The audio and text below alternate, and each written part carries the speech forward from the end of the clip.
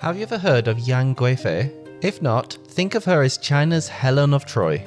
Both women were blessed and cursed with great beauty and caught up in political turmoil beyond their control. Yang Guifei is known as one of the 4 great beauties of ancient China. She was so stunning that poets claimed flowers were embarrassed to bloom around her. She had charm, talent, and most importantly, she had the Emperor of Tang completely wrapped around her finger.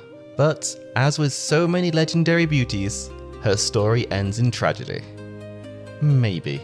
Part 1. The Anlushan Rebellion and the Mawei Incident. In the year 1755 CE, a powerful general named Anlushan launched a massive rebellion against the Tang dynasty. He claimed he was just removing corrupt officials, but in reality, he wanted the throne for himself. His army of 150,000 men swept through northern China like wildfire. The Tang court panicked. Within weeks, Anlushan had captured Luoyang and declared himself emperor. Soon after, his forces smashed through the defenses of Tong Pass, marching straight for Chang'an, the Tang capital. Emperor Xuanzong had no choice. He ran. On the 12th of June, 756, he fled the capital with his court, his soldiers, and of course, Yang Guifei. But this was no glamorous royal getaway. The emperor's entourage was starving, exhausted, and demoralized. At one point, they stopped in the city of Xianyang, and the emperor himself was begging. Eventually, locals saved the royal family with some donated meats. So much for the grandeur of the emperor. That night, they reached a postal station in Xinpiang. The place was completely abandoned.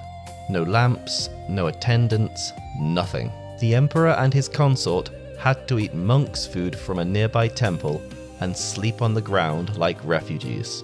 The next day, they arrived at Mawei Post Station, about 100 miles west of Chang'an, and here, Yang Guifei's fate would change forever. The Tang soldiers were furious. Hungry, tired, missing their families, and now blaming the rebellion on one man, Yang Guozhong, the powerful cousin of Yang Guifei. The troops rose up and murdered him on the spot. Then, they turned their anger on Yang Guifei herself. They demanded her head. The emperor hesitated. He adored her. But his top general, Chen Quanli, warned him bluntly. If she lives, the army will mutiny. If the army mutinies, the dynasty ends. Even his trusted eunuch, Gao Li Shi, whispered, "Your Majesty, if the soldiers are at peace, you will be at peace. And if the soldiers aren't at peace, you won't be at peace." At last, the emperor gave in. According to the official histories, Yang Guifei was led into a Buddhist shrine at Mawei and strangled with a silk cord by Gao Li Shi. And that, officially, was the end of Yang Guifei. Part 2. After the end. But here's the twist. Not everyone believed Yang Guifei met her end in that Buddhist shrine. Rumors spread quickly that Yang Guifei had actually survived. Some said a body double was executed in her place. Others claimed Gao Li Shi staged her death, leaving her unconscious but alive. Even the emperor seemed uncertain. Later, when the rebellion was under control, he sent people back to find her remains.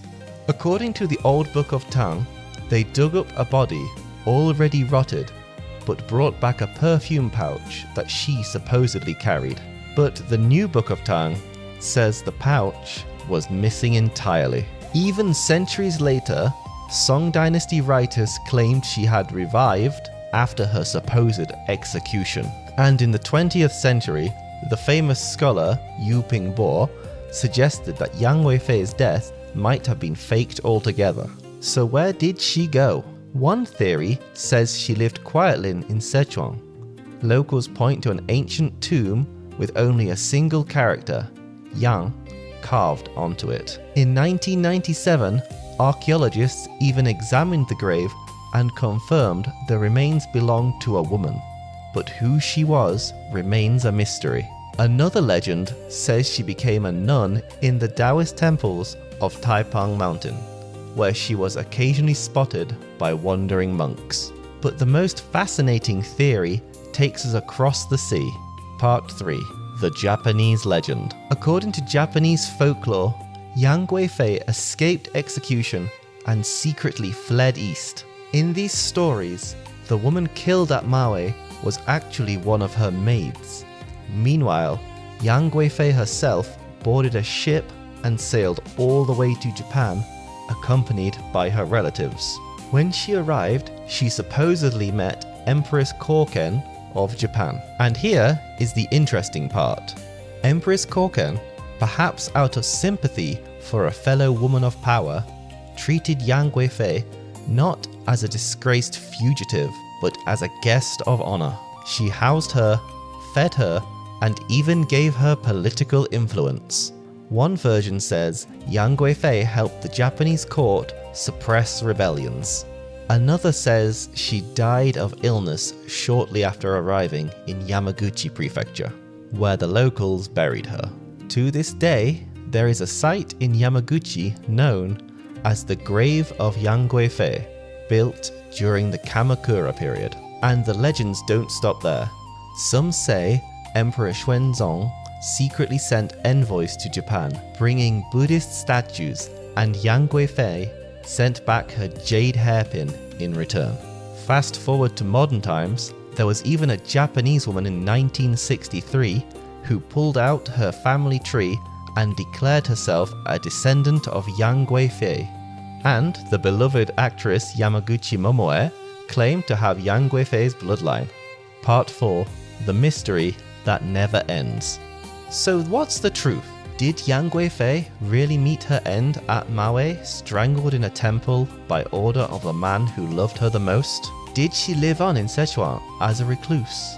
Or did she cross the sea and become one of Japan's most famous foreigners? We may never know, but what we do know is this. Her story has lasted for more than a millennium, blending fact, rumor, and myth into one of the greatest unsolved mysteries of Chinese history. And maybe that's her true legacy.